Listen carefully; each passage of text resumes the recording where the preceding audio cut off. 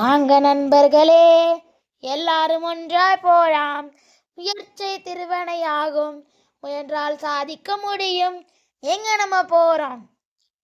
டேமியனின் பயணங்கள். எங்க நம்ம போறோம்? டேமியனின் பயணங்கள். வாங்க நண்பர்களே, நான் உங்க டேமியன். இது என்ன மூலிகைன்னு நம்ம அம்மாட்ட கேட்போம். வாங்க.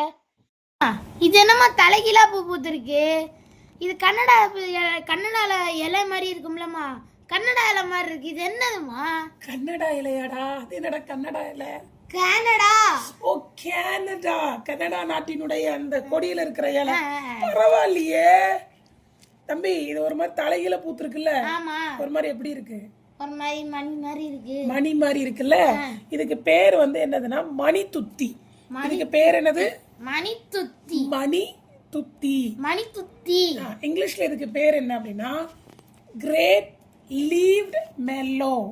Grape leaved mellow. மெல்லோ அப்படிங்கிறதுனா என்னன்னா மஞ்சள் நிறத்துல பூ பூக்குதுல்ல, குட்டி குட்டியா மஞ்சள் மஞ்சள் நிறத்துல பூக்கக்கூடிய எல்லா செடி பூக்கும் தாவரங்களுக்கு எல்லாத்துக்குமே என்ன பேர் கொடுப்பாங்கன்னா மெல்லோ.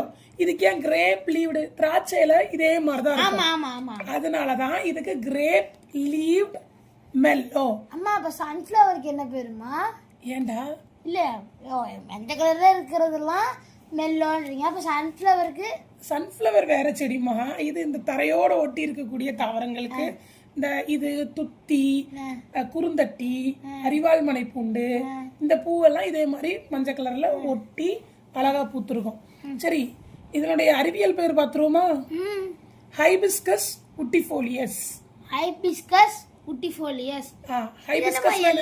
ஹைபிஸ்கஸ்னா என்னது? செம்பருத்தி. ஆமா, செம்பருத்தி தாவரத்தினுடைய அந்த குடும்பத்துல சேர்ந்ததுதான் இந்த மணி துத்தி. நம்ம இதுக்கு முன்னாடியும் ஒரு இது நம்ம பண்ணும்போது கூட இந்த மாதிரி ஹைபிஸ்கஸ்னு ஒரு பேர் வந்துச்சு தானேமா? ஹைபிஸ்கஸ் வந்து நம்ம தலைமுடி எண்ணெய் காய்க்கும் போது யூஸ் பண்ணோம் தம்பி.